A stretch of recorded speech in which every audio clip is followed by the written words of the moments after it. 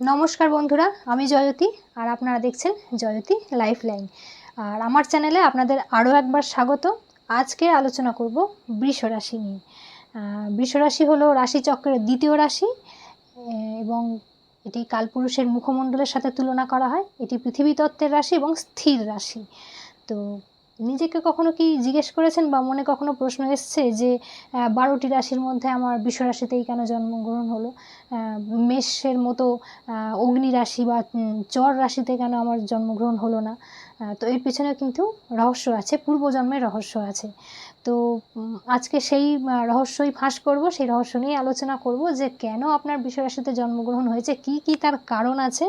তো ভিডিওটা স্কিপ না করে দেখতে থাকুন, আপনাদের নিজেদেরই স্বার্থে আপনারা পুরোটা তাতে জানতে পারবেন। তো প্রথমেই বলি, এই বৃষ রাশিতে জন্মগ্রহণ করার প্রধান কারণই হচ্ছে প্রবল ভোগের ইচ্ছা। ভোগের ইচ্ছা মানে কি? এরা কি ছিল, আগের জন্মে এমন একটা জায়গায় ছিল যেখানে এরা কিছু ভোগ করতে পারেনি বা কোনো দারিদ্রতার মধ্যে দিয়ে ছিল, কিন্তু ইচ্ছা এদের ছিল। হ্যাঁ, অনেকে কি হয় যে আমি দরিদ্র আছি, এটাই আমার ঠিক আছে, ভালো আছে, কেউ কেউ এরকম হয়। কিন্তু এদের কি ছিল, অনেক কিছু ইচ্ছা ছিল, শেখার ইচ্ছা ছিল বা অনেক কিছু হয়তো পড়াশোনা করার ইচ্ছা, নাচ গান করার ইচ্ছা বা ভোগের ইচ্ছা, দামি দামি পোশাক পরার ইচ্ছা বা হয়তো খাওয়া দাওয়ার ইচ্ছা বা ঘর বাড়ির ইচ্ছা, সম্পত্তির ইচ্ছা। তো প্রবল ইচ্ছা ছিল, এরকম ছিল, কিন্তু সম্পত্তি বা টাকা পয়সার অভাবে হয়তো সেটা সে করতে পারেনি। এবং এই জন্মে যে যাতে সেটা সে ভোগ করতে পারে, সেই জন্যে ঈশ্বর তাকে বৃষ রাশি করে পাঠিয়েছে। এবারে দেখুন, অনেক ক্ষেত্রে কি হয়, টাকা পয়সা বা ধন সম্পত্তি থাকলেও কিন্তু সবাই ভোগ করতে পারে না। টাকা পয়সা বা সম্পত্তি থাকলেই কি সবাই ভোগ করতে পারে? পারে না। হয়তো অসুস্থ হয়ে গেল বা পরিবার পরিজন থেকে বিচ্ছিন্ন হয়ে গেল, বা তাড়াতাড়ি অল্প বয়সে মারা গেল, তাহলে সেক্ষেত্রে ধন সম্পত্তি থাকলেও সে কিন্তু সেটা ব্যবহার করতে পারলো না বা ভোগ করতে পারলো না। সেই ভোগের ইচ্ছাটা বা সে থাকা সত্ত্বেও যে একটা ইচ্ছা ছিল, চাহিদা ছিল, সেটা কিন্তু তার থেকে গেল, সেই মোহটা তার থেকে গেল। ফলে সেটা পরের জন্মে কিন্তু তাকে আবার জন্মগ্রহণ করতে হবে সেই ইচ্ছাটা তাকে পূরণ করার জন্যে। এটা একটা কারণ আছে। আর এছাড়াও এরা কিন্তু পরিবার পরিজনকে খুব ভালোবাসে। নিজের থেকেও এরা পরিবার কী করে ভালো থাকবে, পরিজন কী করে ভালো থাকবে, তাদেরকে আমি কী করে বেস্ট পরিষেবা দিতে পারবো, এই চিন্তা সবসময় তারা করে। এরও একটা বিশেষ কারণ আছে, কারণ আগের জন্মে এরা পরিবারের থেকে কিন্তু বিচ্ছিন্ন হয়েছিল, যে অনেকে হয় না পরিবার থেকে দূরে থাকতে হয়, সেক্ষেত্রে বা হয়তো পরিবার থেকে পরিবারের থেকে কাজের জন্য বা কোনো কারণে দূরে থাকলো, বা হয়তো পরিবারই তাকে পছন্দ করলো না, তাকে ত্যাগ করে দিল বা তাড়িয়ে দিল, বা হয়তো অসুস্থর জন্য সে পরিবারের সাথে থাকতে পারেনি বা পরিবারের সাথে সময় কাটাতে পারেনি, বা হয়তো তাড়াতাড়ি মারা গিয়েছিল, সেই জন্য পরিবার পায়নি। এরা কিন্তু সেই জন্য পরিবারকে খুব ভালোবাসে। এরা পরিবারকেও ভালোবাসবে।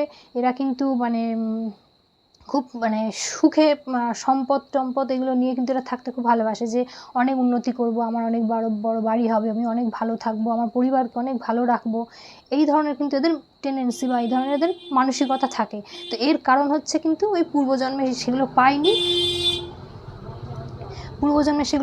সেইগুলো কিন্তু ওকে এই জন্মে এসে পূর্ণ করতেই হবে। কারণ এই জন্মে তুমি যা রেখে যাবে, সে মায়া হোক, মোহ হোক, ভালোবাসা হোক, বিদ্যা হোক, সব কিন্তু এই যে এখান থেকেই তোমাকে সব কিছু পূর্ণ করে যেতে হবে। যতক্ষণ না তুমি মায়া কাটাতে পারবে, ইচ্ছা কাটাতে পারবে, আশা তোমার যতক্ষণ থাকবে, ততক্ষণ তোমাকে আবার পুনর্জন্ম কিন্তু নিতে হবে এই জিনিসগুলো তোমাকে পূরণ করার জন্যে। তো বৃষ রাশির একটু স্বভাব সম্পর্কে ছোট্ট করে একটু ধারণা দিয়ে দিই। এরা সৌন্দর্যে খুব পূজারী হয়, সুন্দর। আর এরা কিন্তু যেহেতু বৃষ রাশির দ্বিতীয় রাশিচক্রের দ্বিতীয় ঘর, এবং দ্বিতীয় ঘর সবসময় বাণীকে কন্ট্রোল করে। বাণী মানে কথা বলা। তাই এদের কিন্তু কথা বলার ধরন কিন্তু খুব সুন্দর হয়। রাগী হোক, জেদি হোক, একগুঁয়ে হোক, কিন্তু এদের কথা কিন্তু অনেকটা মার্জিত থাকে। এরা কথার দ্বারা কিন্তু মানুষকে খুব সহজে আকৃষ্ট করতে পারে, এরা চাইলেই।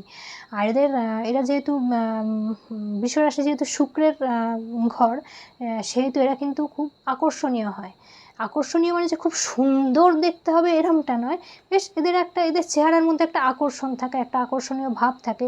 আর সহজেই মানুষকে এরা আকর্ষিত করতে পারে নিজের দিকে, অ্যাট্রাক্ট করতে পারে নিজের দিকে। তো এইগুলো থাকে, এইগুলো এদের খুব থাকে। এছাড়াও এরা সৃজনশীল হয় খুব, হ্যাঁ, কারণ যেহেতু শুক্রের স্থান, এরা খুব সৃজনশীল হয়, কোনো না কোনো প্রোগ্রামের সাথে যুক্ত থাকে। সাধারণত এরা বৃষরাশির মানুষরা দেখবেন বেশিরভাগ ক্ষেত্রে হয় নাচ গান আঁকা, কবিতা এইসবের সঙ্গে যুক্ত থাকে। এবার নিজেরা যুক্ত না থাকলেও দেখবেন কোনো না কোনো অনুষ্ঠানের সাথে যুক্ত আছে বা কোনো না কোনো সোশ্যাল এইসব হচ্ছে সেখানে যুক্ত আছে। এরা সাধারণত এইসবের সঙ্গে যুক্ত থাকে এবং এদের চয়েস কিন্তু খুব সুন্দর।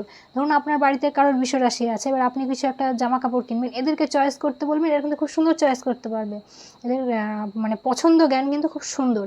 এছাড়া যেহেতু আগের জন্মের মানে সংসার পায়নি বা যেহেতু আগের জন্মের দরিদ্র ছিল, তাই এই জন্মে এসে কিন্তু এরা খুব হিসেবি হয়, খুবই হিসেবি। মানে শূন্য থেকে কি করে পুরোটা সংসারটাকে ভরাট করতে হয় বা খুব বিপদের দিনে বা বিপরীত পরিস্থিতিতেও কিভাবে সংসারটাকে চালাতে হবে, কিভাবে মাথা ঠান্ডা রেখে জিনিসটা ক্যালকুলেশন করতে হবে, এরা কিন্তু এটা খুব ভালো পারে, খুব ভালো জানে।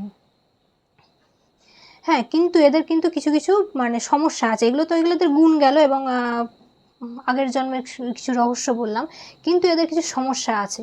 এরা একটু কিন্তু একগুঁয়ে হয়। বৃষরাশি তো, বৃষ মানে হচ্ছে ষাঁড়, তো এরা কিন্তু একটু একগুঁয়ে স্বভাবের হয়। এমনিতে সাধারণ কিন্তু এরা খুব শান্তশিষ্ট, খুব শান্তশিষ্ট, খুব বেশি ঝগড়া করে না, খুব বেশি তর্কতে জড়ায় না, আর্গুমেন্ট করে না। কিন্তু মানে কেউ যদি একটু মানে বেশি পেছনে লাগে বা একটু বেশি উত্তেজিত করে দেয়, তখন কিন্তু এরা খুব রেগে যায় এবং খুব জেদি এরা।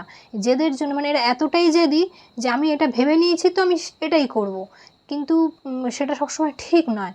হ্যাঁ, খুব জেদি একগুঁয়ে এবং অলস। অলস মানে এই নয় যে এরা কাজ করে না, কাজ কিন্তু এরা খুব পারফেক্ট করে, কাজ করে, কিন্তু দেখবেন এদের মুখে এরকম শুনবেন, আজকে শরীরটা খারাপ করছে, আজকে একটু হাতটা ব্যথা করছিল, কালকে একটু কোমর ব্যথা করছিল, ভাল লাগছিল না, এই ধরনের কথাবার্তা এদের শুনবেন।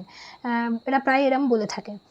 তো এই হচ্ছে এদের সমস্যা। তা আমার সাজেশান এদের জন্য এটাই হবে যে বেশি জেদ করবেন না, যে আগে বিচার করবেন, মানে লজিক্যালি ভাবার চেষ্টা করবেন যে জিনিসটা আমি তো জেদ করেছি, এটা করব ঠিকই, কিন্তু এটা করলে কতটা ভালো হবে, বা আমার কাছে হয়তো নতুন অপরচুনিটি আসছে, সেটা আমি কতটা করব, কতটা না করব, করলে কতটা ভালো হবে, সেই ভালো মন্দের দিকটা কিন্তু আগে বিচার করে নেবেন এবং সেই হিসেবেই কিন্তু এগোবেন। কারণ জেদ করে যদি একটা জিনিস নিয়ে ধরে বসে থাকেন তাহলে কিন্তু আপনার ক্ষতি হবে। আর এই জন্য কিন্তু এগুলো হচ্ছে উন্নতির পথে বাধা। যে শরীর খারাপ করছে বা হাত ব্যথা করছে, পা ব্যথা করছে, তা সত্ত্বেও আপনি কাজ করুন, দেখবেন আস্তে আস্তে সব ঠিক হয়ে যাবে। আর জেদটা কিন্তু ছাড়ুন, জেদ না ছাড়লে কিন্তু উন্নতির পথে বাধা হয়ে দাঁড়াবে। আর একটা এদের সমস্যা আছে, এটা তো স্থির রাশি, আর যেহেতু পরিবার পরিজনকে ভালোবাসে, সেই জন্য এরা হঠাৎ করে মুভমেন্ট করতে পারে না। কাউকে ভালোবাসলেও সেখান থেকে মানে সেখান থেকে ছেড়ে আসতে পারে না, যতই সমস্যা হোক তার সাথেই থাকতে হবে এরকম। বা যেখানে আছে যদি কোনো ভালো অপরচুনিটি পায়ও তাও যাবে না, যে আমি যেখানে আছি সেখানেই থাকবো, যে ঘরটাতে আছে সেই ঘরটাতেই সাজিয়ে গুছিয়ে থাকি, এখানেই ভালো থাকবো, এই জায়গাতেই ভালো থাকবো। এর জন্য এদের কী হয়, ভালো ভালো সুযোগ এদের হাতছাড়া হয়ে যায়। তো এইগুলো একটু আপনারা অ্যাভয়েড করার চেষ্টা করুন, একটু লজিক্যালি ভাবার চেষ্টা করুন। সবসময় যেটা ভেবেছি সেটাই করবো, এই এতটা জেদ কিন্তু রাখা ঠিক হবে না। আমার তো সাজেশান এটাই হবে, আপনারা একটু ভেবেচিন্তে চলুন। আর পরিবার পরিজনকে অবশ্যই দেখবেন, এরা কিন্তু খুব পজেসিভ হয়। পজেসিভ হওয়ার জন্য কিন্তু অনেক সময় এদের পরিবারে ঝগড়াও হয় বা কোনো সম্পর্কের মাঝে সাঝে ঝগড়াও হতে পারে। তো ঠিক আছে, পরিবারের জন্য মানে পজেসিভ মানে যে খুব অধিকারবোধ বা খুব যে এরা রাগী বা খুব যে ডমিনেট করে সেটা কিন্তু নয়। এরা খুব চিন্তা করে, আগলে আগলে রাখে, খুব আগলে রাখার ব্যাপারটা এদের মধ্যে আছে, বা চিন্তা করে, তো তাই জন্য বেশি এদের নিয়ে ভাবে, যার ফলে মাঝে মাঝে সমস্যার সৃষ্টি হয়। তো আমার সাজেশান এটাই হবে যে আপনি অবশ্যই তাদের নিয়ে চিন্তা করুন, কিন্তু নিজের কথাটা আগে ভাবুন যে আমি কী করে ভালো থাকবো, আমারও ভালো থাকতে হবে, আমাকেও মানে মানসিক শান্তি পেতে হবে, আমাকেও সুখে থাকতে হবে, সেই জিনিসটা কিন্তু নিজেরটাও ভাবতে হবে। নিজেরটা না ভাবলে কিন্তু আপনার শারীরিক সমস্যা কিন্তু বাড়বে, শারীরিক সমস্যাও বাড়বে, মানসিক চাপও বাড়বে। তো এইগুলো আপনারা একটু মেনে চলুন। আচ্ছা, আচ্ছা, এর কিছু উপায় আমি বলি। যেহেতু এটি শুক্রের রাশি, তো আপনারা বৃহস্পতিবার করে মানে বৃহস্পতিবার করে লক্ষ্মীর উপাসনা করতে পারেন, বা হয়তো কনকধারা স্তোত্র পাঠ করতে পারেন। এছাড়া শুক্রের বীজ মন্ত্র গুগলে সার্চ করলেই পাওয়া যাবে, যে শুক্রের বীজ মন্ত্র 108 বার করে রোজ পাঠ করতে পারেন।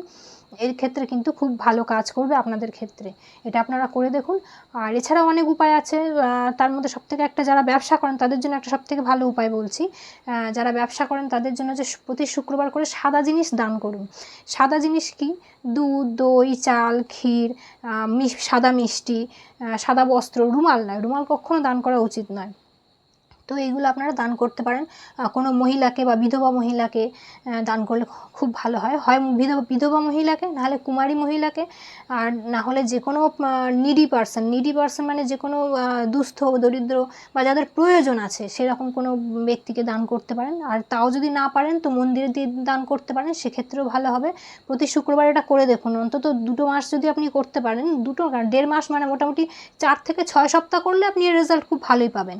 এটা খুব ভালো একটা উপায়, তো এটা আপনারা করে দেখুন, খুব ভালো হবে। এছাড়াও অনেক উপায় আছে, আর তাছাড়া এটা তো একটা জেনারেল বৃষ রাশি নিয়ে বললাম। এছাড়াও তো অনেক সময় চার্টে বা ছকে অনেক সময় দশা অন্তর্দশাও খারাপ থাকে, তো সেই অনুযায়ী তাদের আলাদা উপায় করতে হয়। তো এটা মোটামুটি একটা উপায় বললাম, এগুলো করতে পারেন। আর পূর্বজন্মের রহস্য তো আপনারা জানতেই পারলেন যে পূর্বজন্মে কেন মানে কী ছিলেন আর কেন এই জন্মে বৃষ রাশি হয়ে জন্মিয়েছেন। তো সেইগুলো একটু খেয়াল রাখবেন, সেইগুলো নজর দেবেন। নিজের ইচ্ছাকে নিজের শখ, আসলে আপনারা কিন্তু নিজের ইচ্ছাগুলো পূর্ণ করার জন্যেই, নিজের শখগুলো পূর্ণ করার জন্যেই কিন্তু এই জন্মে ভগবান আপনাদের বৃষ রাশি করে পাঠিয়েছে। তাই নিজেকে খেয়াল রাখুন, নিজের শখগুলো পূরণ করার চেষ্টা করুন, এবং সেটাই আপনার লক্ষ্য এবং সেটাই আপনার ডেস্টিনি, সেটা আপনার হবেও। আপনি একটু চেষ্টা করলেই কিন্তু সেটা হবে। তো একটু চেষ্টা করুন, অবশ্যই হবে। আজকে এই পর্যন্ত। পরের ভিডিওতে আমি মিথুন রাশি নিয়ে আলোচনা করব, মানে পরের রাশি নিয়ে আলোচনা করব। তো আজকে এই পর্যন্তই। তা ভিডিওটা কেমন লাগলো আপনাদের জানান, আর অবশ্যই কমেন্ট করুন কতটা আপনাদের সাথে রিলেট করতে পারলেন, যে আপনাদের সাথে কতটা মিললো না, এবং কী হলো না হলো আমাকে জানান, তাহলে আমিও জানতে পারি যে আমি কতটা ঠিক বলতে পারলাম, আমার অবজারভেশন বা আমার গণনা কতটা সঠিক বা বেঠিক জানান। আর অবশ্যই লাইক করুন, সাবস্ক্রাইব করুন, পাশে থাকুন। তো আজকে এই পর্যন্তই, নমস্কার।